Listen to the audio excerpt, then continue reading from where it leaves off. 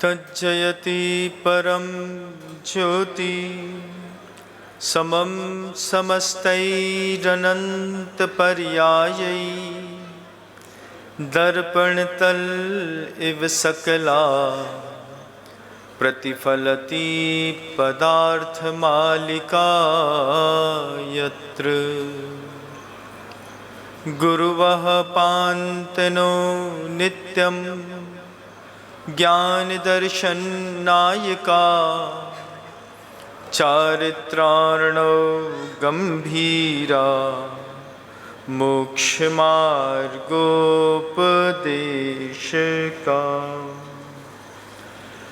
अहिंसा परमो धर्म की परम पूज्य आचार्य भगवंत गुरुदेव श्री विद्यासागर जी महाराज की, वर्तमान आचार्य परमेष्ठी गुरुदेव श्री समय सागर जी महाराज की, समस्त मुनि संघ की।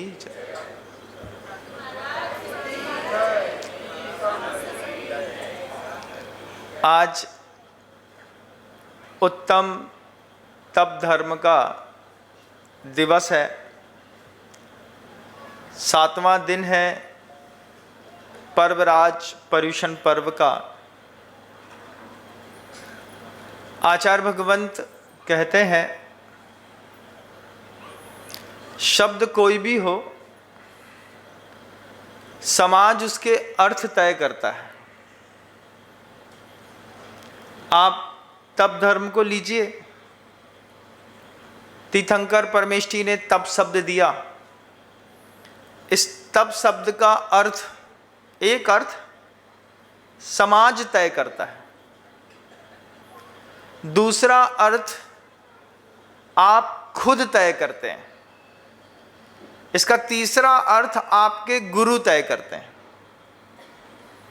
मैंने कहा तप धर्म में उपवास, उपवास शब्द मैंने लिया तो समाज इसका अर्थ तय करेगा।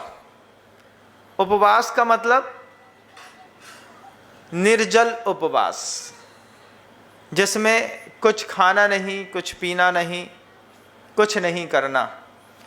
ये तय किसने किया? ये समाज ने तय किया। उपवास की एक शब्द का अर्थ आपने तय कर दिया।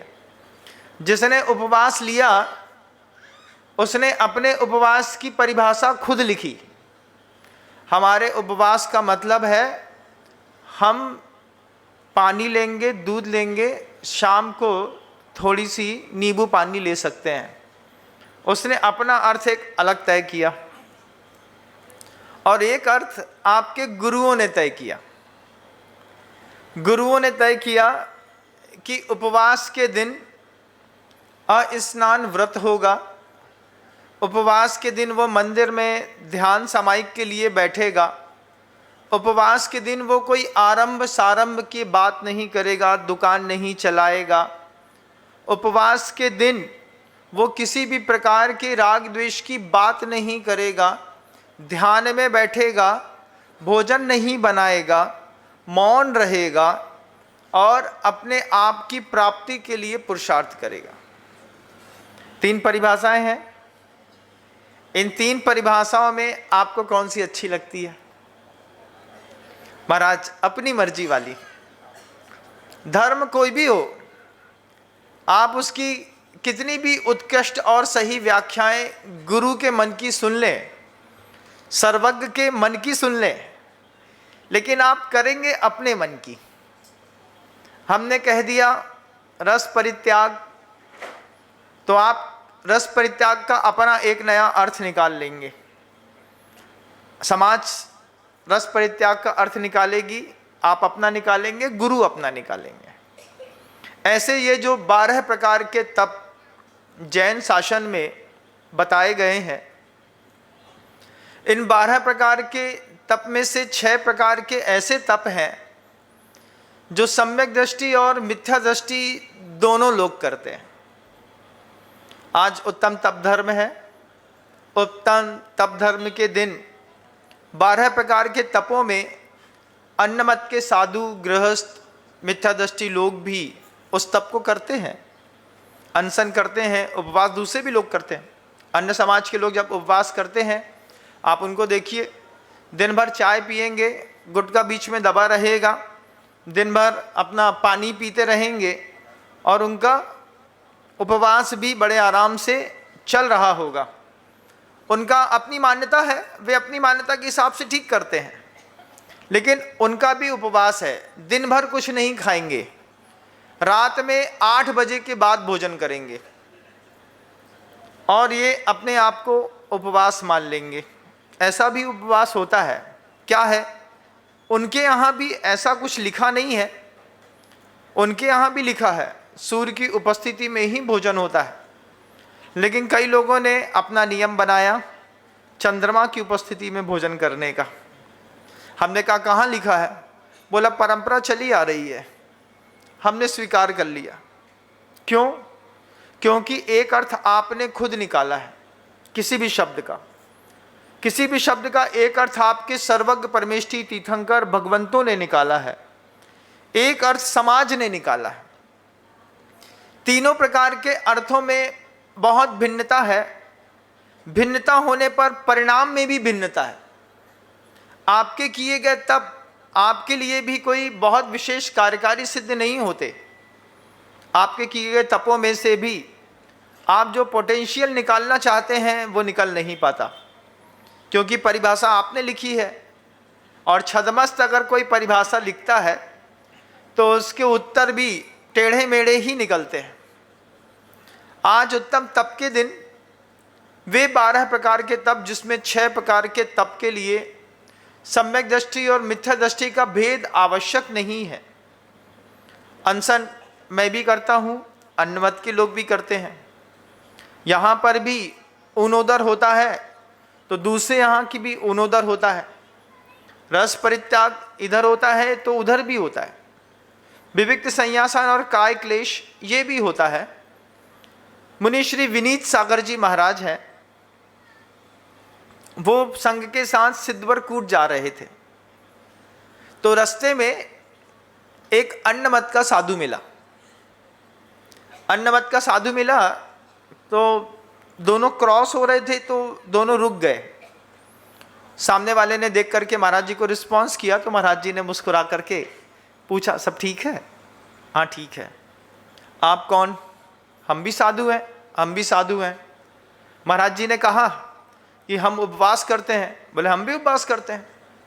बोले यहाँ? बोले आप? बोले हमारा 6 प्रकार के रस के त्याग के साथ भोजन होता है। तो वो साधु भी कहता है हम भी दिन भर में सिर्फ एक ही बार भोजन लेते हैं, वो भी एक अन्न का आहार लेते हैं। पिछले 12 वर्षों से मैं एक ही अन्न ले रहा हूँ। दोनों एक बराबर हो गए। फिर उन्होंने कहा कि हमारे साथ कोई खटिया रजाई वगैरह नहीं होती। तो उन्होंने कहा मैं भी शिला पर ही सोता हूँ, जो पहना हूँ इसको भी उतार देता हूँ, एक कॉपिन लेकर के मैं भी शिला पर सोता हूँ। उसमें भी समानता हो गई। उसके बाद उन्होंने कहा कि हमारे यहाँ ध्यान लगाया जाता है। बोले मैं ध्यान की क्लास लेता हूँ, मुझको भी ध्यान बहुत अच्छे से आता है, हम में आप में क्या फ़र्क है? उन्होंने जब कहा तो ये बात महाराज जी और महाराज जी उस साधु के बीच में चल रही थी। इतने में उसने अपने कंधे पर टंगा हुआ एक झोला निकाला, झोला उठाया, झोले के अंदर हाथ डाला, हाथ डाल करके बीड़ी फूंकने लगा। जैसे ही वो बीड़ी फूंकने लगा वैसे ही दोनों को फर्क दिखाई देने लगा। फर्क अपने आप दिख गया ना कि जैन साधु की चर्या में जो धर्म ध्यान है, जैन साधु की चर्या में जो तप है, वो दुनिया का कोई भी धर्म ग्रंथ संत पा नहीं सकता। जब दिगंबर जैन के यहाँ उपवास होता है तो निर्जल उपवास होता है। एक बूंद भी पानी कंठ के नीचे 24 घंटे तक नहीं डालते। वहाँ पर गुटखा चलता रहेगा, पानी पीते रहेंगे, चाय पीते रहेंगे, भोजन नहीं करने का नाम वहाँ पर उपवास ले लिया। उनकी अपनी सोच, अपनी व्यवस्था है, वे अपने हिसाब से सही कर रहे हैं। लेकिन मुझे लगता है कि उनके भी आगम में इस तरीके का कुछ लिखा नहीं है।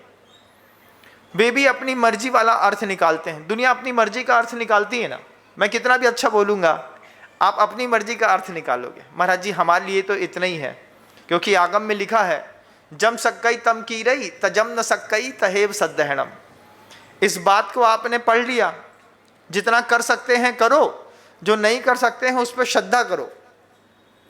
तो जब उत्तम तप की बात आएगी तो आप हमारे ऊपर छोड़ दोगे, भगवान के ऊपर छोड़ दोगे, तब तो करोगे अपनी मर्जी वाला। मुझे बड़ा आश्चर्य हुआ जब महाराज जी ने बताया कि उसने बीड़ी निकाली, बीड़ी निकाल करके वो फूकने लगा। हमने कहा फिर क्या हुआ? बोले फिर क्या? फिर उसने ही कहा, बोले यही फर्क है हम में और आप में, कि उस संत की, दिगंबरों की जो पराकाष्ठा है, ये दूसरे धर्म का साधु नहीं पा सकता। मैं सब छोड़ सकता हूं लेकिन इस बीड़ी का चस्का नहीं छूटता। ऐसे ही बहुत सारे उपवास करने वाले दुनिया में लोग हैं, वे पूरे दिन उपवास करेंगे, सुबह बस एक प्लेट चाय दे दो महाराज, बस एक कप चाय मिलेगी, उसके बाद हम पूरा दिन बहुत शांति से रह लेते हैं। बीड़ी का चस्का हो चाहे चाय का, और चाहे चाय का चस्का हो चाहे पापड़ का, चाहे खाटू का, चाहे नमकीन का, चाहे मीठे का, किसी का भी अगर आपको चस्का चढ़ा है अपने भोजन में किसी भी चीज का, तो वो चस्का आपके उपवास करने के बाद भी आपका पीछा थोड़ी छोड़ता है। आपने एक दिन उपवास कर लिया, उपवास करने के बाद आप दिन भर अपने चस्के वाली चीज को सोचते रहे कि नहीं दिमाग में? हाँ महाराज, सोचते तो रहे। अब वो सोचने से क्या हुआ? आपने व्यवहार पक्ष को तो बहुत अच्छे से पालन किया, लेकिन आपके गुरु आपको जहां तक ले जाना चाहते थे आप वहां तक नहीं पहुंच पाए। वहां तक वो लेना, आचार्य ले जाना चाहते थे कि तुम उपवास करो, उपवास के दिन आराम साराम मत करो, उपवास के दिन किसी भी प्रकार के दुष्कर्म मत करो, ब्रह्मचर्य व्रत का पालन करो, उपवास को लेकर के अस्नान व्रत करो, उपवास के दिन किनारे पर बैठ करके ध्यान करो, नमो हरिहंताणम का पाठ करो, जिससे तुम्हारी चेतना को एक अलग आकार, एक अलग शक्ति मिलेगी। उस चीज को आपने गहराई से समझे बिना उपवास की एक अपनी परिभाषा लिखी। उपवास में आपने, जिस दिन आपका उपवास था, दुनिया भर के सारे काम कर दिए ना। आज उपवास है हमारा, अब उपवास है तो क्या करेंगे? पूरे बर्तन मांज दो, पूरे जितने भी कपड़े हैं कपड़े धो लो, और जिसको फ़ोन करना है फ़ोन कर लो, जिससे और दुनिया भर के काम करने हैं। आज फुर्सत बैठे थे तो हमने कहा आज उपवास था हमारा, हम सोचा तुम ही से बात कर लें। तुम ही से बात करने के लिए नहीं, तुम ही से अंदर बात करने के लिए किया था, लेकिन उसके जो सेंस था उस सेंस को आपने छोड़ दिया।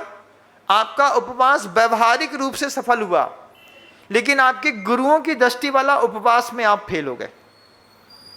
इस उपवास को गहराई से समझा गुरुदेव ने, हम लोगों को समझाया, जिस दिन उपवास करो उस दिन अपने आप में रहो, सिर्फ धर्म ध्यान के अलावा कुछ मत सोचो, कुछ विचार मत करो। इसका अपना प्रभाव पड़ता है तो व्यवहारिक पक्ष, क्योंकि कुछ धर्म ऐसे हैं, कुछ तप ऐसे हैं, वो शरीर का सहारा लेकर के शरीर का शुद्धिकरण करते हैं, और कुछ मन का शुद्धिकरण करते हैं। मन के शुद्धिकरण करने वाले 6 अंतरंग तप जैन शासन में कहे हैं। पहले मैं बाहरी तप की अपन चर्चा एक बार करते हैं, उत्तम और अनुत्तम दोनों चीज़ों को देखते हैं। उपवास में आपको जब उपवास दिया तो आपने उपवास की अपनी परिभाषा लिखी और अपने हिसाब से आपने अपना उपवास फाइनल कर लिया। उपवास था तो उपवास के दिन आपने एसी चालू कर लिया, ठंडे पानी से, अनछने पानी से बढ़िया नहा लिया, कूलर चल रहा है, आज हमारा उपवास है, बहुत गर्मी लग रही है, हमारा उपवास है तो पंखे के नीचे ही बैठेंगे, क्यों? उपवास है ना। तो ये बात गुरुदेव चाहते नहीं थे। गुरुदेव चाहते थे कि जिस दिन आपने उपवास किया है, उपवास के साथ आप अपने अंदर एक ऊष्मा महसूस करिए। उस ऊष्मा से आपका थोड़ा पित्त भड़केगा, लेकिन आपकी शारीरिक असुचिताओं का शुद्धिकरण होगा। पित्त की गर्मी बढ़ेगी, पित्त की गर्मी बढ़ने के कारण जितना भी अपद्रव्य है शरीर का वो बाहर निकलेगा, तो सुषुम्ना जगेगी। सुषुम्ना जगेगी तो ध्यान में आपकी स्थिति बनेगी। माँ बहनों ने कभी महसूस किया होगा, जब वे अशुचि के समय पर रहते हैं और अगर कोई सिर पे पानी डाल दे तो उसके बाद आपको पीड़ा बढ़ जाती है, आपको परेशानियां बढ़ जाती हैं। ये चीज़ बताती है कि उपवास के दिन आपको अपने शरीर में गर्माहट बनाए रखना चाहिए थी, लेकिन आपने बढ़िया प्रॉपर नहाया सुबह से, फिर हिमगंगे तेल लगा लो, आज उपवास है हमारा, ठंडक लगना चाहिए, फिर एक अमृत धारा भी सूंघ लो। पहले बाहर की व्यवस्था आप पहले कर लेते हैं, अंदर की व्यवस्था आप बाद में भी नहीं कर पाते हैं। फिर घर में जाएंगे तो एसी चालू कर देंगे। अब तुम्हारे उपवास के चक्कर में कितने लोग मरे भगवान जानता है। एसी नहीं मिलेगा तो कूलर, कूलर नहीं मिलेगा तो फिर हैवेल्स का बड़ा वाला पंखा, उसको ऐसा मुंह का ऐसा करके सीधे अपने ऊपर फोकस होना चाहिए, फिर आपका उपवास बहुत अच्छे तरीके से हो जाएगा। लेकिन उपवास का ये अर्थ गुरु ने चाहा नहीं था। आचार्य श्री जी बार बार कहते हैं, अनासक्त हृदय ही तप कर सकता है। आसक्ति वाले हृदयों में तप की भावना होती है, तप का स्पर्शना होती है, लेकिन तप की गहराइयों को वो प्राप्त नहीं कर पाते। उनोदर तप जो था, दूसरा एक तप है, नाम है उनोदर। उनोदर मतलब भूख से थोड़ा कम खाने का विज्ञान। आचार्य कहाँ ले जाना चाहते हैं? आपने एक नीति वाक्यामृत में एक शब्द सुना होगा, काग चेष्टा बकत ध्यान स्वान निद्रा तथैव च अल्पाहारी गृह त्यागी विद्यार्थी पंच लक्षणम। ये उनोदर तप कह रहा है कि उनोदर करने से ज्ञान का क्षयोपशम बढ़ता है, उनोदर करने से विद्या सहजता में प्राप्त होती है। विद्यार्थियों के लिए ये बात बहुत कंपलसरी है, उसको बहुत अच्छे से सुननी और समझनी होगी कि जब आप हैवी डाइट का भोजन कर लेते हैं तो फिर बॉडी में अलग एंडोर्फिन बनता है। आपने अच्छे हैवी डाइट का भोजन किया, भोजन करने के बाद आप बिस्तर पर बैठे, बिस्तर पर बैठ करके आपने पहले अपनी गोदी में तकिया रखी, तकिया रखने के बाद उस पर एक अपनी दफ्ती रखी, दफ्ती के बाद किताब रखी, और 15 मिनट के बाद आपने अपना स्लीपिंग मोड ऑन किया। फिर धीरे से आपने अपना संकल्प लिया कि मैंने अच्छा खा लिया, मुझे पढ़ाई करनी है, लेकिन मैं बैठ के नहीं पढ़ता, मैं लेट के पढ़ लेता हूँ। फिर आप लेट गए, फिर लेट करके आप पूरे उल्टे हो गए, पेट नीचे आप ऊपर पेट के, है ना। उसके बाद आपने ऐसे करके 15 मिनट 10 मिनट तक पढ़ा। फिर पढ़ने के बाद आपने धीरे से ऐसा किया, किताब को बगल में रखा। फिर आपको चिंता हुई तो आपने अपनी किताब को तकिया के नीचे रखा और किताब पे लुढ़क गए। अब सो करके उठे तो 3 घंटा निकल गया। पढ़ने के लिए बैठे थे, सो करके उठ रहे। क्या चाहते हैं गुरुदेव? उस उनोदर तप से विद्यार्थियों के लिए, विद्यार्थी मात्र गृहस्थ होता हो, छोटा बच्चा होता हो, ऐसा नहीं, विद्यार्थी साधु भी होते हैं। साधु को भी विद्या अध्ययन करना पड़ता है, उनको भी अपनी रात अपना दिन मैनेज करना पड़ता है। अच्छा ठूस करके खा करके आकर के किसी भी व्यक्ति को विद्या सिद्धि नहीं हुई, चाहे वो संत रहा हो, चाहे वो गृहस्थ रहा हो। यहां इसलिए उनोदर तप दिया, उत्तम उनोदर। क्यों करना है? उनोदर के साथ थोड़ी सी अकुलाहट होती है। शाम होता है, शाम होते होते जो है पेट अगर थोड़ा खाली हो गया आपका, तो रात में आप गृहस्थ जैसी गहरी नींद नहीं सो सकते, क्योंकि गृहस्थ ने शाम को, रात को 8 बजे 7 बजे 6 बजे भोजन किया है, रात को 8 बजे गिलास दूध पिया है, अब वो हैवी डाइट में खा करके पी करके सो रहा है, तो उसकी नींद में और एक संत की नींद में अंतर है। उस नींद को आचार्य उनोदर के माध्यम से मैनेज करना चाहते हैं कि तुम 8 घंटे मत सो। 8 घंटे नहीं सो तो क्या करो, थोड़ा कम खाओ। थोड़ा कम खाने पर इतना ले लो कि तुम्हारा सुबह से लेकर शाम तक का समय पूरा अच्छे से गुजर जाए। शाम की सामायिक के बाद जब तुम लेटो तो तुम्हारे पेट पे कोई विशेष प्रकार का वजन ना हो। वजन ना होने से पुरुषार्थ की क्षमता बढ़ती है। जो लोग मुटल्लू होते हैं ना, देखना कभी ऐसा ऐसा जिनका बढ़ता जाता है, इधर से इधर से इधर से। जितने भी मुटल्लू होते हैं, ये सारे मुटल्लू बहुत पसीना बहाते हैं और जरा सी देर में कुर्सी में धम्म से बैठ जाते हैं, जबकि जिंदगी चीते के जैसी होनी चाहिए। आप कभी भी शेर का, चीता का कभी पेट नहीं देखेंगे। पूरी की पूरी भैंस भी अगर वो अंदर डकार लेगा ना, तो भी चीते का कभी पेट बाहर निकला नहीं निकलेगा। लेकिन अपन तो भैंस की जात के हैं महाराज, हम इंस्पायर हैं भैंस से। भैंस का पेट देखते हैं तो ऐसा लगता है काश हमारा भी होता। तो फिर उसी तरीके का भोजन ठूसते जाओ ठूसते जाओ ठूसते जाओ। फिर उसमें जैसे बीम का पिलर भरते हैं ना, तो एक डंडा लगा करके उसको ऐसा ऐसा करके उसका एयर निकाल लेते हैं।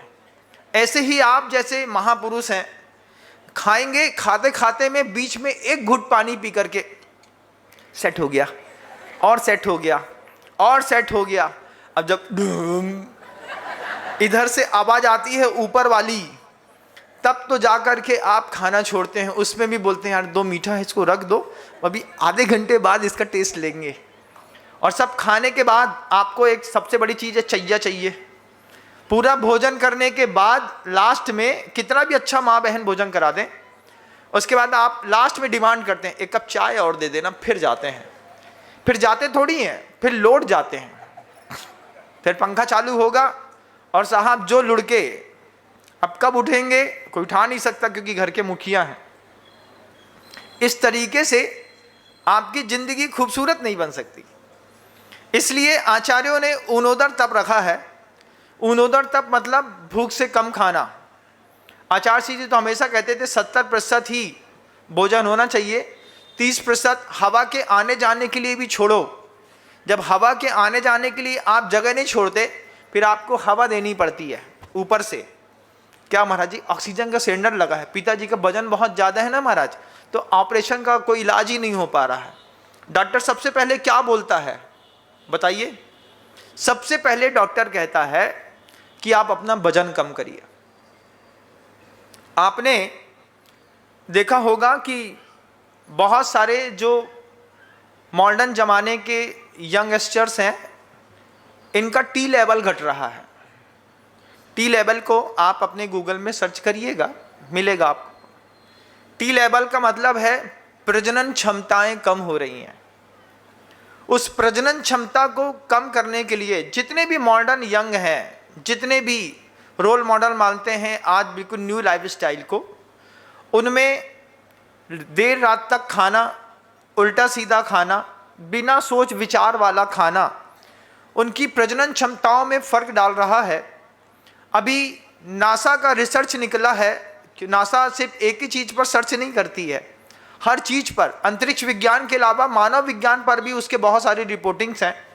अमेरिकन रिसर्च इंस्टीट्यूट ने जब इस पर रिपोर्ट करी है तो कहा है कि 1% की दर से आपका प्रजनन क्षमताओं में पुरुषों में इतना फर्क पड़ रहा है कि जिसके कारण आगे आने वाली 40-50 साल में फर्टिलिटी के साथ जो IVF टेक्नोलॉजी की जो क्लिनिक्स हैं, ये ब्यूटी पार्लर के जैसे हर मोहल्ले में दिखाई देंगे, हर मोहल्ले में।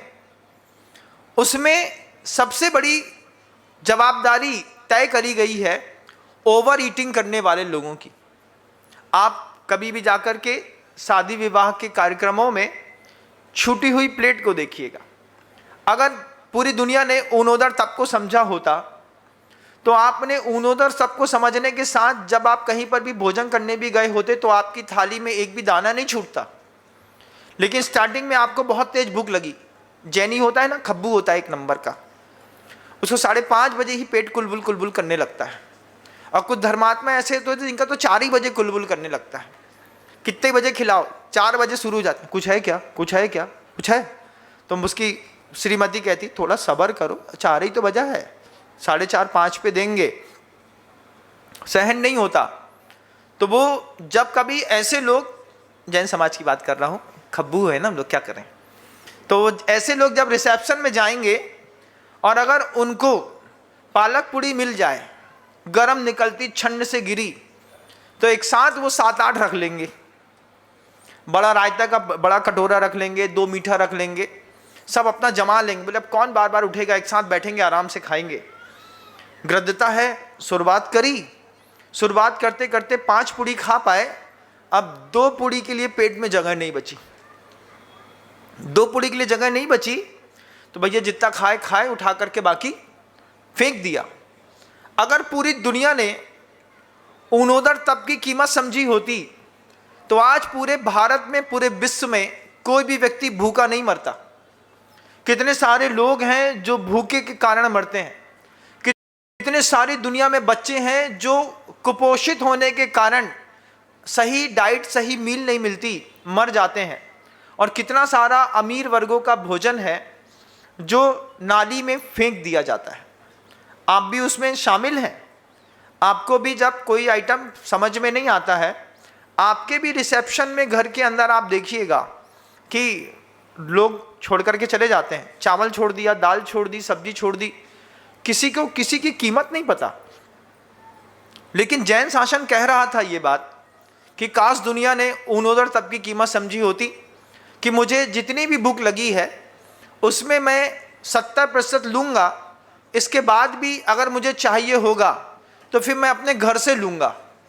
तो हमारे यहाँ एक व्यवस्था बनी बहुत अच्छी, भोजन कर लो, भोजन करने के बाद अगर नहीं समझ में आया, भोजन तुम्हारे मन का नहीं हुआ है, तो शाम को दोपहर में कभी भी 1 गिलास दूध ले लेना।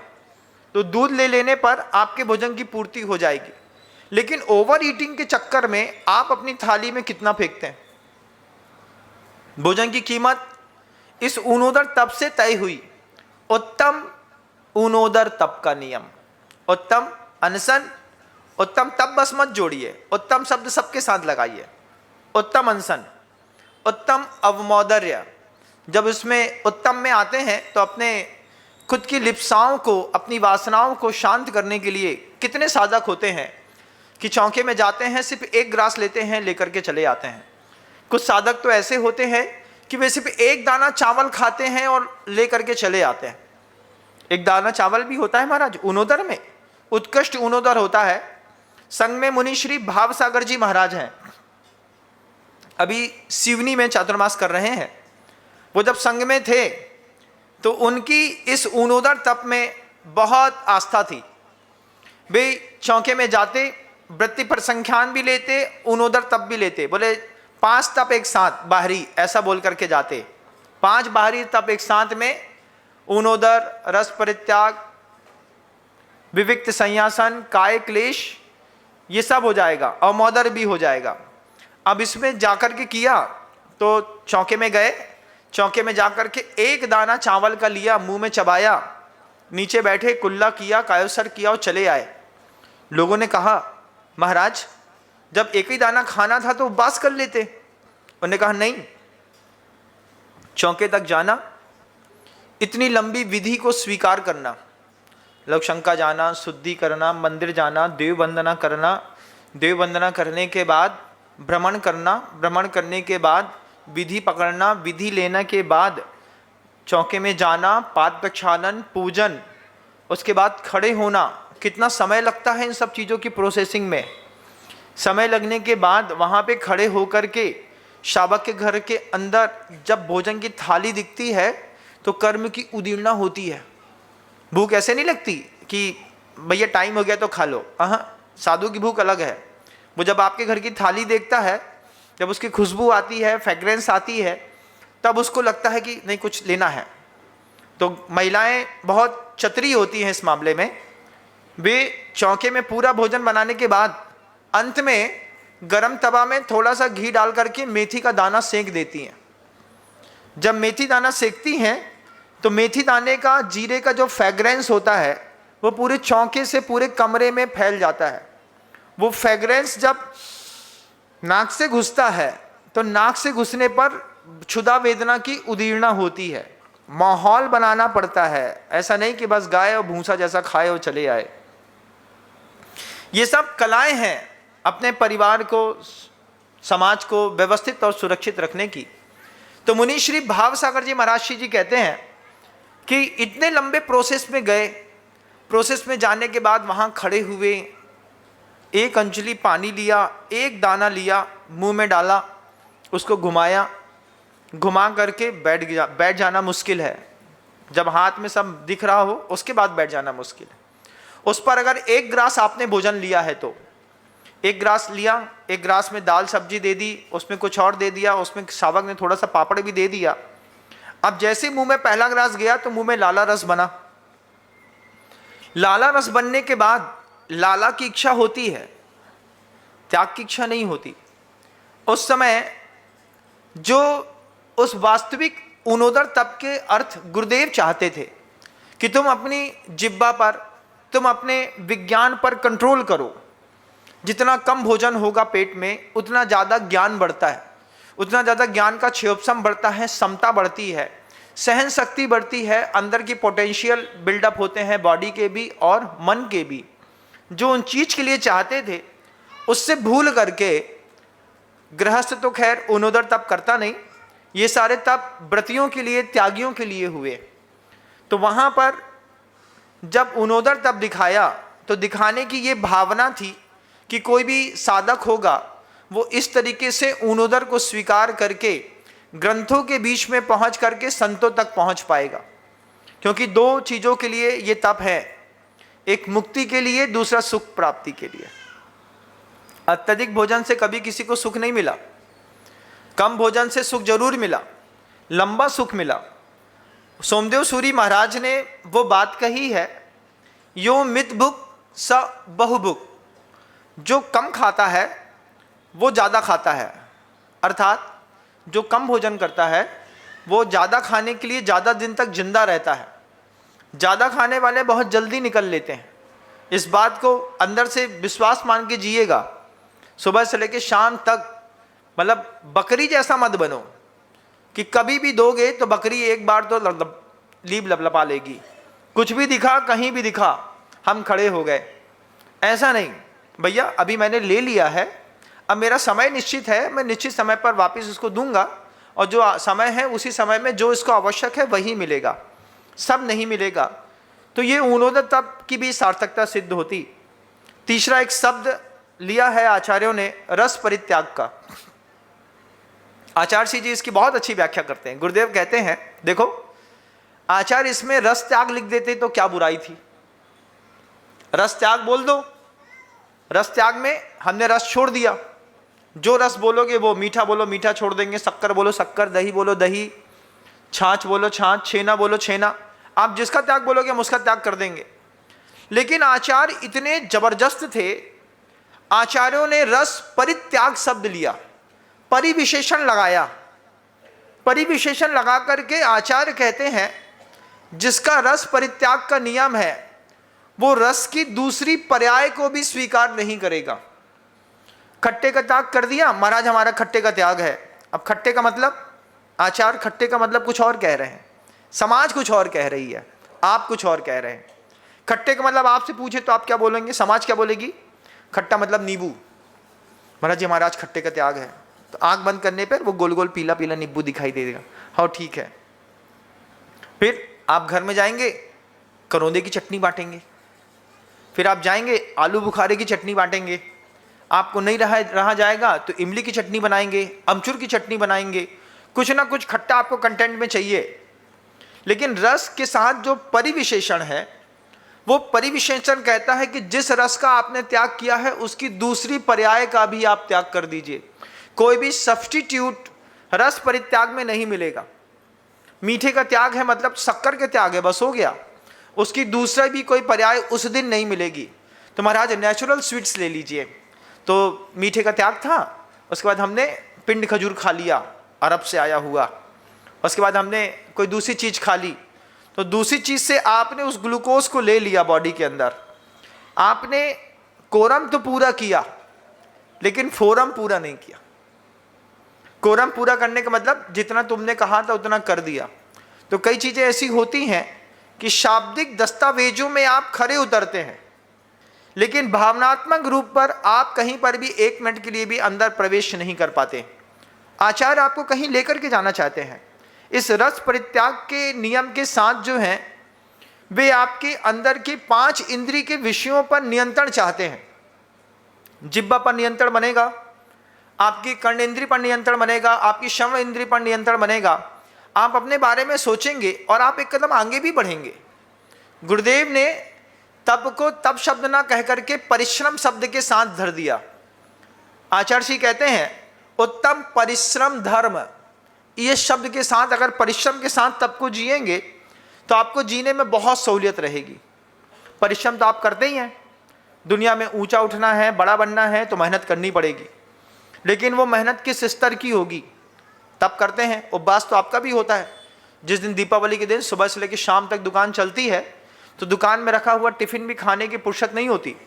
शाम को घर में, रात में घर में आते हैं, एक गिलास दूध दे दो भैया, आज तो खा नहीं पाए। क्यों?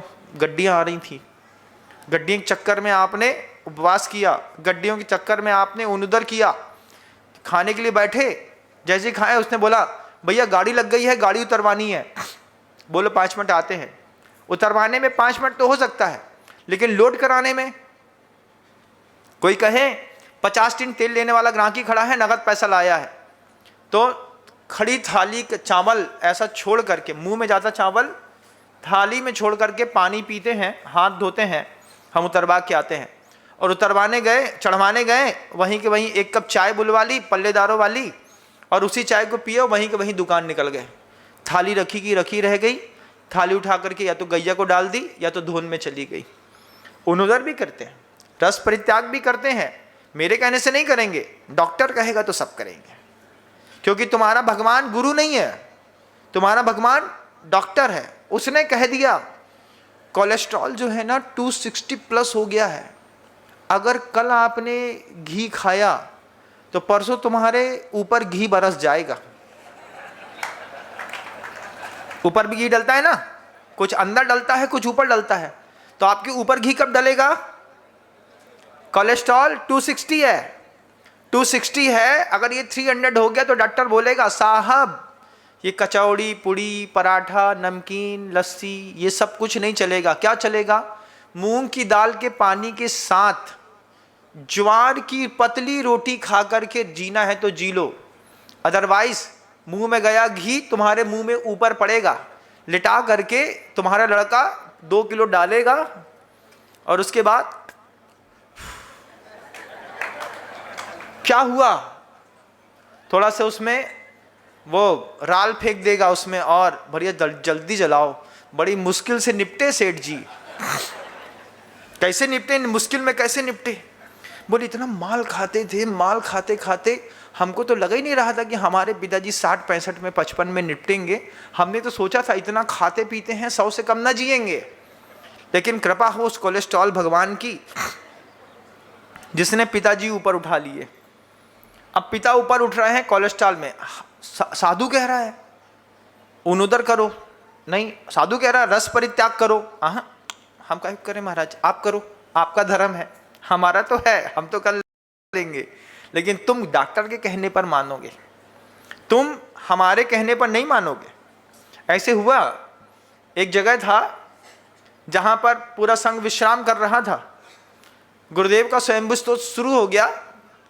एक संत बगल में विश्राम कर रहे थे, उसके नीचे 2-3 ब्रह्मचारी सो रहे थे, तो उठाया बगल वाले साधु को, उठो टाइम हो गया।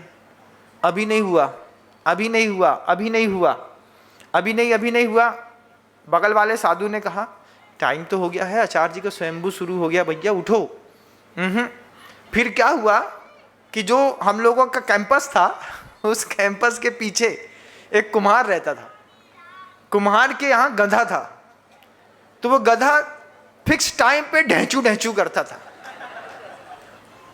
वो गधा बिल्कुल फिक्स टाइम पे ढेंचू करता था। उन्होंने 3-4 बार 5 बार नाप लिया कि ये गधा जब ढेंचू करेगा उसके बाद मैं उठूंगा। तो उस दिन वो गधा थोड़ा लेट ढेंचू किया, और जैसे कैसी लंबी आवाज़ आती है उसकी, अब उसकी आवाज़ निकालूंगा तो गड़बड़ हो जाएगी तो फिर आप इतनी ले लो।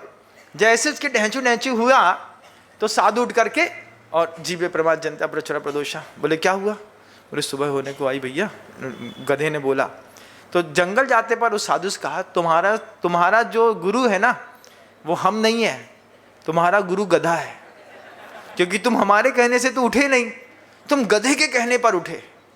ऐसे तुम्हारा गुरु भगवान नहीं है, धर्म नहीं है, या तो तुम्हारी खुद की व्याख्याएं हैं, या समाज की व्याख्याएं हैं, या डॉक्टर की व्याख्याएं हैं, लेकिन आगम ग्रंथों की कोई व्याख्या तुम्हारे जीवन पे नहीं है।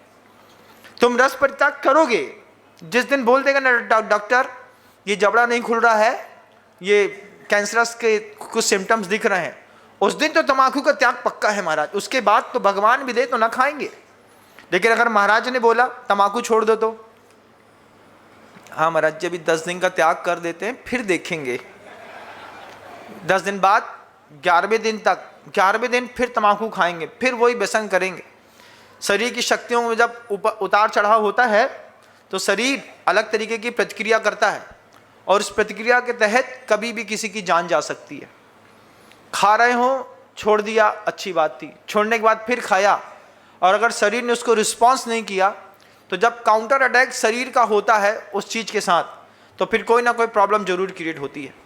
आपने उपवास किया, आपने उनोदर किया, आपने रस परित्याग किया, रस त्याग तो किया लेकिन रस का परित्याग नहीं किया, उसकी पर्यायों में आपने जरूर अपना उपयोग लेकर के गए। मैं बोल दूं खट्टा नहीं खाना है, तो खट्टे की परिभाषा आप अपने दिमाग में लिख लेंगे। बहुत सारे मुनिराज होते हैं, जब चौके में जाते हैं तो शावक को नियम देते हैं, रात्रि भोजन का त्याग करो। अब वो चौका लगा है, महाराज को आहार नहीं देंगे तो बदनामी हो जाएगी। हाँ महाराज जी रात्रि भोजन का त्याग है। अब उस पर क्या है, अंदर हमारा खुद का कॉन्स्टिट्यूशन है, ये आपका कॉन्स्टिट्यूशन है, हमने कह दिया त्याग है। अब हमारा कॉन्स्टिट्यूशन है, इसमें हमने बाहर की छूट ले ली है, इसमें हमारा रात्रि भोजन रात के 9 बजे के बाद के त्याग का है, उसमें 12 बजे तक हमारा उसमें दूध और पानी की छूट है। आपकी बात भी रह गई, हमारी बात भी रह गई। आपने अपना संविधान बनाया लेकिन गुरु के संविधान को समझ नहीं पाए। फलतः आपको कभी भी उत्तम तप की सिद्धि नहीं हुई, ना आपका व्यवहारिक जीवन सफल रहा, ना आध्यात्मिक जीवन। लेकिन आचार्य कहते हैं उस उत्तम तप की सही परिभाषा को एक बार अंतर्मन से देखो, समझो गुरुदेव क्या चाहते हैं। अनशन, अवमोदर, रस परित्याग, विविक्त संयासन। विविक्त संयासन बड़ी जबरदस्त चीज है जैन शासन की। सारे बच्चे चाहते हैं टीनेजर्स में विविक्त संयासन। काहे के लिए चाहते हैं, हमारा कमरा अलग करो, हम अलग रहेंगे, हम अलग सोएंगे, हम अलग उठेंगे, हम अलग बैठेंगे। पाप करने के लिए विविक्त संयासन तो चाहिए, लेकिन धर्म करने का विविक्त संयासन नहीं चाहिए। तितिक्षा बढ़ती है, क्षयोपशम बढ़ता है, चेतना जागृत होती है। विविक्त संयासन के माध्यम से एकांत में रहने पर आदमी निर्भय होता है, उसका ब्रह्मचर्य पलता है। मैंने बागीदौरा में वो चीज़ देखी, आज तक मैंने कहीं देखी नहीं थी। यहाँ पर लोगों के घरों में लाइब्रेरी बनी हुई है। लाइब्रेरी का मतलब मैं समझता था बहुत सारी बुक्स होती होंगी, वहाँ पर आप रहते हैं, फिर आप वहाँ पढ़ते हैं, लेकिन वहाँ ऐसा कुछ नहीं है। उन्होंने अपने मकान में एक वेल सेटल्ड फर्नीचर लगा दिया है, जिसमें ब्लॉक बना दिए हैं। जैसे पहले साइबर कैफ़े होता था, बिल्कुल साइबर कैफ़े के जैसे। उस साइबर कैफ़े में एक एक चेयर लग दी है, एक वाईफाई का सिस्टम वहाँ पर लगा दिया है, और बच्चे 1000 रुपये महीना देते हैं। 50 चेयर लगी है तो व्यक्ति का 50,000 रुपये महीना पक्का है। 50,000 रुपये महीने में उन्हें लाइब्रेरी बना दी। अब ये क्या है, विविक्त संयासन, विविक्त आसन। वहाँ पर आकर के बच्चा सुबह 8 बजे आएगा, रात को 8, 9, 10, 11, 12 बजे तक भी बैठा है तो बैठा रहेगा। उससे पूछा बच्चे यहाँ पे आके क्या करते हैं, बोले कुछ नहीं, यहाँ पे आएंगे, यहाँ पे उनको कोई डिस्टर्ब नहीं करेगा। डिस्टर्ब नहीं करेगा तो उनका ज्ञान का क्षयोपशम बढ़ेगा, वह अपनी पढ़ाई अच्छे से कर पाएंगे, कंसंट्रेशन में रह पाएंगे, बच्चे अपनी पूरी चीज़ में फोकस कर पाएंगे। जितना एक विद्यार्थी लाइब्रेरी में बैठ करके फोकस करता है, उतना ही एक साधु एकांत में बैठ करके अपनी आत्मा में फोकस करता है। लेकिन जब कोई व्यसनी व्यक्ति विविक्त संयासन मांगता है तो उसके फोकस की धारणाएं कुछ और होती हैं, और उससे उसका सिर्फ पतन होता है, उत्थान नहीं होता। मैंने उस लाइब्रेरी से विविक्त संयासन को देखा। घर के अंदर भोजन है और दूसरी चीज़ें हैं, जिसके माध्यम से व्यक्ति का कंसंट्रेशन नहीं बन रहा। तो विविक्त संयासन वाला भी निर्भय होकर के आराम से पढ़ता है, ज्ञान का क्षयोपशम बढ़ाता है, शरीर का मोह कम करता है, उसमें तल्लीनता बढ़ती रहती है। जो काम वहाँ होता है वो काम यहाँ भी होता है। एक विविक्त संयासन तप है, एक कायक्लेश तप है। कायक्लेश मतलब शरीर को कुछ दुख देना। उस कायक्लेश से शरीर निश्चल बनता है, मजबूत बनता है। तो साधु कायक्लेश कैसे करते हैं, परिश्रम करके, गर्मी में बैठ करके, ठंडी को सह करके शरीर को निश्चल बनाते हैं। उससे ध्यान की सिद्धि बढ़ती है, अंदर विषाद खत्म हो जाता है। इसी कायक्लेश को आज के मॉडर्न यंगस्टर्स जो है वो जिम में जाकर के करते हैं। जिम में गए, काय क्लेश चल रहा है। काय क्लेश क्या है? इतना मेहनत है महाराज, कितना डंबल उठाते हैं, अप एंड डाउन करते हैं, ऊपर नीचे करते हैं, यहाँ दर्द है, यहाँ दर्द है, यहाँ दर्द है, दुनिया भर में पूरे शरीर में दर्द ही दर्द है। काय क्लेश है। लेकिन काय क्लेश का आउटपुट क्या है और इनपुट क्या है? आउटपुट है बेहतरीन बॉडी दिखती है, और इनपुट है अपने अंदर घमंड बढ़ता है। ये गृहस्थों का काय क्लेश। एक संत के काय क्लेश में अंदर अध्यात्म की ज्योति बढ़ती है, बाहर शरीर क्षीण होता है। ये सोसत ही सुख क्या बोलते हैं? सोसत ही सुख, पोसत ही दुख दोष करे अति, सोसत सुख उपजावे। ये शब्द काय क्लेश के साथ जोड़ा है। जितना पोषण करेंगे उतना दुख पैदा करेंगे, जितना काय क्लेश के साथ रहेंगे, शांति के साथ रहेंगे। अब भरी गर्मी में और बंद कमरे में रह लिए, पसीना से बह गया पूरा पसीना पसीना, लेकिन स्थिरता आ गई, जीवन जीने के लिए एक अपना बल बढ़ गया। इन परिस्थिति में भी रह सकते हैं, ठंडी में भी रह सकते हैं, बरसात में भी रह सकते हैं।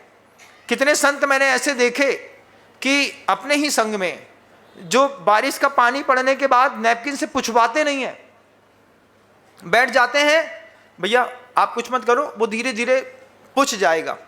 ये भी काय क्लेश है। इसकी विभिन्न प्रकार के प्रकल्प विकल्प हो सकते हैं, बाहरी तप के। इन बाहरी तपों के विभिन्न विकल्पों से आदमी का खुद का मनोबल बहुत ऊंचा उठता है। इसके ये 6 तप जो हैं, अन्य मतों में भी, जैन शासन में भी स्वीकार है, कोई भी कर लेता है। लेकिन अंतरंग तप जो जैन शासन में लिखे हैं, इन अंतरंग तपों को दुनिया न जानती है न कर पाती है। ये अंतरंग तप इंसान को अंदर से भगवान बना देते हैं, जिसमें सबसे पहला तप तपस्या है, विनय करना। विनय बहुत बड़ा तप है, लेकिन नाम से दूषित हो गया। विनय बोलेंगे तो आपको पता नहीं क्या याद आएगा। बताओ, हम विनय बोलते हैं तो क्या याद आ रहा है? कुछ और। अपने मोहल्ले का लड़का याद आएगा विनय में, लेकिन विनय तप याद नहीं आएगी। जबकि कहते हैं विनय तप के लिए सम्यक दर्शन, सम्यक ज्ञान, सम्यक चारित्र की, सम्यक तप की, और उसके धारियों की। जिसके पास सम्यक दर्शन है उसकी विनय। नानम नाणीय दंशनम दंशनीय विणो विणदाया बम्बचेर वासो बम्बचारिया। मेरा ब्रह्मचर्य नहीं है, तो जिसने ब्रह्मचर्य व्रत लिया है और जो ब्रह्मचर्य व्रत का पालन कर रहा है उसके सामने मैं माथा झुकाता हूँ। उस नमस्कार करने से ताकत बढ़ती है। ये विनय झुक कर के आदमी बताता है कि कहीं पर तो हम आपके आगे फेल हो गए। इस विनय से शक्ति बढ़ती है, लेकिन वो विनय भी बड़ी महंगी चीज़ हो गई। हम काय को करें? हमारे उनके बेई हैं, सब एक जैसे हैं। ऐसा हुआ, संघ में दीक्षा हुई, नई दीक्षा हुई, और एक बहुत पुराने वयोवृद्ध साधु थे।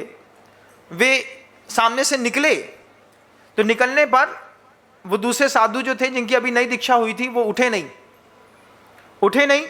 तो मिडिल दीक्षा वाले साधु ने उनसे कहा, क्यों बड़े महाराज जी निकले तुम उठे नहीं? बड़े महाराज जी निकले तुम उठे नहीं का मतलब? अरे बोले, ऐसा बोलते, अरे सबके मूल गुण इतना ही बराबर है भैया, उनके भी 28 हैं, हमारे भी 28 हैं, सबके बराबर हैं। तो फिर दूसरे साधु ने कहा कि जैसा उनका ब्रह्मचर्य व्रत है ना, ऐसा ब्रह्मचर्य व्रत तो तुम अगली पर्याय में भी प्राप्त नहीं कर पाओगे। तो इंसान के लिए नहीं उठना है, इंसान के अंदर के ज्ञान के लिए, इंसान के अंदर के सम्यक दर्शन के लिए, दृढ़ता के लिए, स्थिरता के लिए, उसके चारित्र के लिए, उसके ब्रह्मचर्य की बहुमान के लिए। अगर तुमको तुमसे बड़ा कोई दिख जाए कि इसका ये सब ऊंचा हुआ है, खड़े हो गए, हाँ भगवान। ये एक विनय है। ये विनय कर्म निजरा में बहुत बड़ा साधन बनती है। साधु निकला आपकी रोड से निकलता हुआ साधु है। आप अपनी दुकान में हैं, आप बाहर नहीं आ सकते हैं, कोई बात नहीं, लेकिन दुकान से भी अगर आपने देखा है तो देख करके खड़े हो गए, दुकान में ही खड़े हो गए, हाथ जोड़ लिया। क्या है? एक ब्रह्मचर्य को प्रणाम है, एक सम्यक दर्शन को प्रणाम है, सम्यक ज्ञान, सम्यक चारित्र, सम्यक सुख, सम्यक मार्ग को प्रणाम है। उस मोक्ष मार्ग को जब मैंने सामने से निकलता दिखा तो मैंने उसको नमोस्तु करके उसको स्वीकार कर लिया है। ये विनय का कमाल है। और विनय का कैसा कमाल है बताओ? सामने से महाराज निकलेगा तो क्या करोगे? सामान लेने के बहाने अंदर घुस जाओगे, होता है कि नहीं? झूठ नहीं बोलना, झूठ बोले कौआ काटे, और तुम्हारे यहाँ तो कौआ काटे, हमारे में तो कुत्ता काटे। हाँ, तुम कौआ काटेगा तो बच जाओगे, कुत्ता काटेगा तो रेबीज हो जाएगा। तो क्या करेंगे, साधु सामने से निकला, अगर पता चल गया कि निकलने का टाइम है तो आप अंदर घुस जाएंगे, बोले 5 मिनट बाद, बस 5 मिनट में महाराज निकलने वाले हैं, बे निकल जाएं फिर निकलेंगे। इसका मतलब है आपने अभी मार्ग की कीमत नहीं समझी। ये अंतरंग तप है, व्यक्ति को झुकाता है लेकिन झुका करके ऊंचा उठा देता है। अंतरंग तप में विनय है, ऐसा व्यवहार कितना निर्मल व्यवहार होगा सोचिएगा, क्या विचार करिएगा। उसके बाद आचार्य कहते हैं विनय के बाद वैयावृत्ति। वैयावृत्ति शब्द भी कहता है कि जिसकी की जाती है उसको कुछ मिले या ना मिले, लेकिन जो करता है वो सातिशय पुण्य का बंद कर लेता है। ये शब्द कहे थे गुरुदेव ने मुझसे अमरकंटक में, जब मुनि श्री निर्णय सागर जी महाराज श्री जी को कंठ में टीबी हो गई, गले में टीबी हो गई, प्रवचन सागर जी महाराज श्री जी को उनके साथ भेजा कि निर्णय सागर जी महाराज जी की आवाज़ नहीं निकल रही है, इनकी वैयावृत्ति का लाभ आप लीजिएगा। उनको उस समय कुत्ता काट चुका था, तो किसी को पता नहीं था कि इनको भी रेबीज पल रहा है, लेकिन अमरकंटक से कटनी के लिए भेजा। निर्णय सागर जी महाराज श्री जी के स्वास्थ्य लाभ के लिए कंठ बिल्कुल रुक गया था, आवाज़ ही नहीं निकल रही थी उनकी। हमसे गुरुदेव ने कहा तुम्हारा पुण्य तेज है, तुम सातिशय पुण्य का अर्जन करोगे अगर इन महाराज के तुमने रोग ठीक कर दिए तो। तुम्हारे ऊपर मुझे विश्वास है, जाओ तुम्हारा पुण्य बढ़ेगा। किसी के पुण्य से किसी को रोग हो जाता है, तो किसी को रोग हो जाए, कोई विपत्ति में चला जाए, किसी को तकलीफ हो जाए, तो ये मत सोचना कि हम उठेंगे कि कोई और कर देगा। हमको पता है तो हम करेंगे। इस मामले में भगवान जैसे हैं मुनि श्री निस्सीम सागर जी महाराज। मैं उनके लिए बार बार ये इसलिए कहता हूं कि दुनिया में दिन के उजाले में कोई भी वैयावृत्ति कर देगा, लेकिन वैयावृत्ति करते वक्त कोई व्यक्ति अपनी रात खराब कर ले, 11 बजे कोई आवाज़ करे और उठ करके वो बैठ जाए, अपनी नींद खराब कर ले और पूरी वैयावृत्ति कर दे, ऐसे साधु बहुत कम मिलते हैं। मुनि श्री प्रसाद सागर जी महाराज, उनकी वैयावृत्ति दिन की रात में सोते हुए भी बोलो महाराज दर्द हो रहा है तो पूरा उठ जाएंगे, प्रॉपर आपका मैनेज कर देंगे। वैयावृत्ति में शानी नहीं है इनका, वैयावृत्ति में शानी नहीं है महासागर जी महाराज का।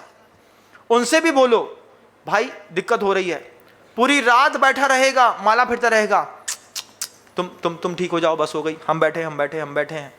ये लोग, कुछ लोग ऐसे हैं जो वैयावृत्ति के लिए अपनी रात भी कुर्बान करने तैयार हैं, जिसमें निस्सीम सागर जी महाराज, प्रसाद सागर जी महाराज, महासागर जी महाराज। आप उनसे बोलिए एक बार हमको ये चाहिए, बोले दुनिया भर की हर चीज मिलेगी, बस तुम स्थिरता बना के रखो।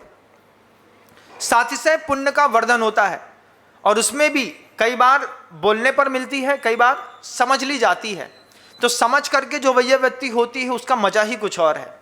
जैसे श्री कृष्ण ने करी, रत्न कापिष्ट चूर्ण को 3 अंजलि छाछ के साथ मुनिराज को अपनी ही पत्नी रुक्मणी से दिलवा दिया।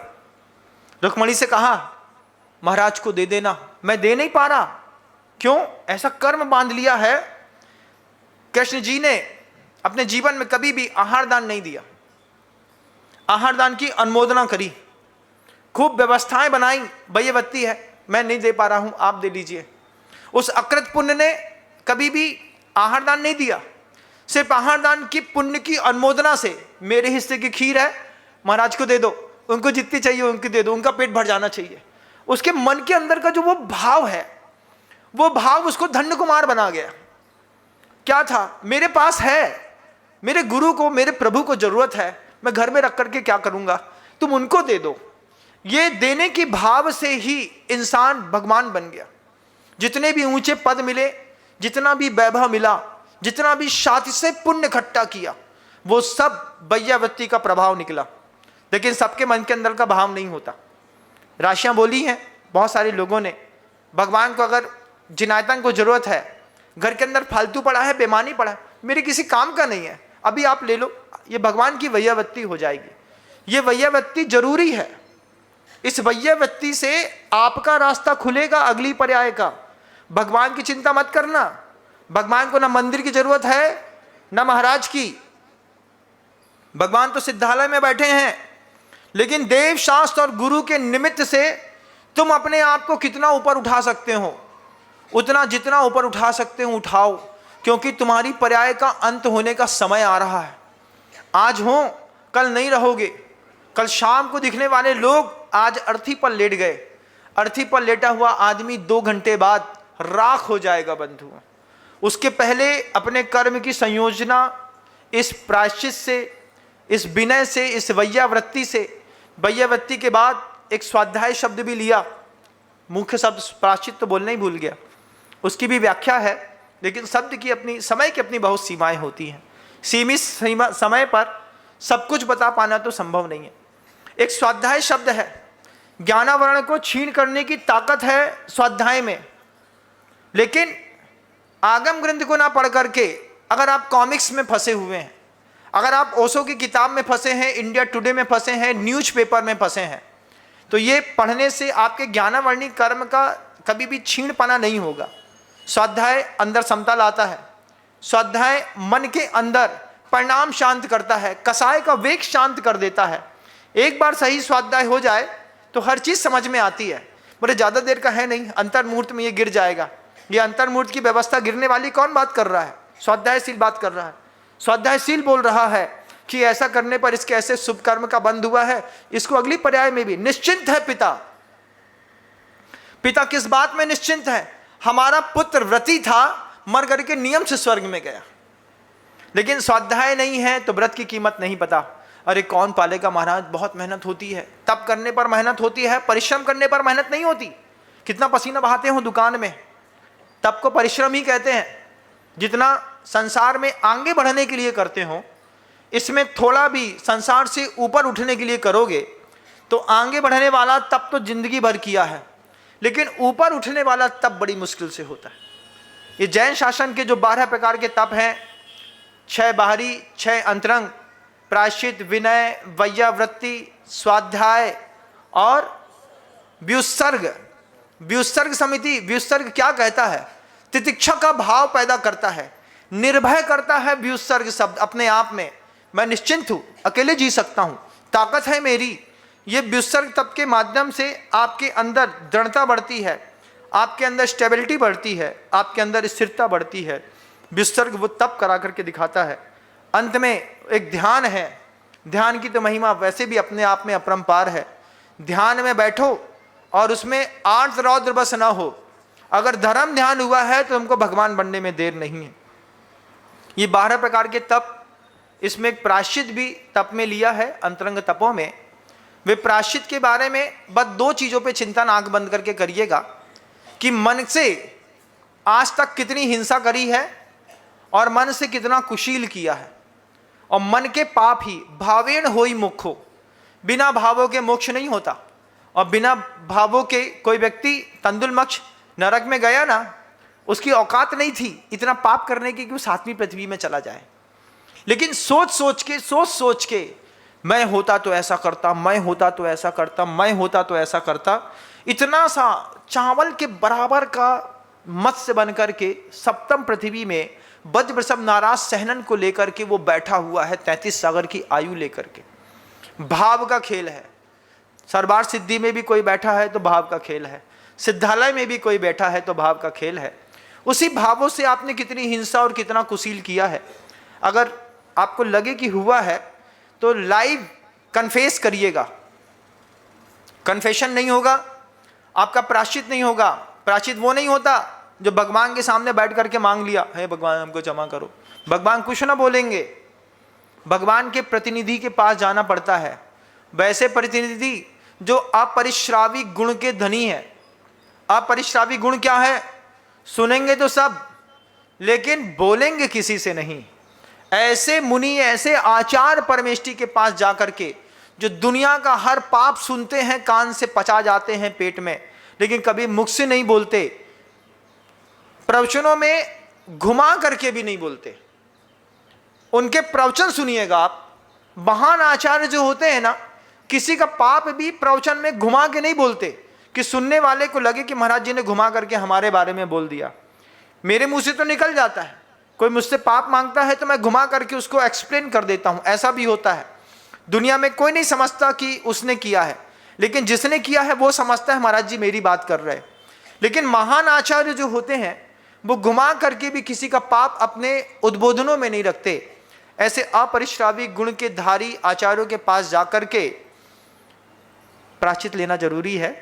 ये 6 तप आप जितना समझ पाए, क्योंकि मैंने शुरुआत करी थी इस बात से कि कोई भी शब्द हो उसकी समाज एक अलग अर्थ निकालता है, आप अपना अलग अर्थ निकालते हैं और आगम एक अपना अर्थ निकालता है।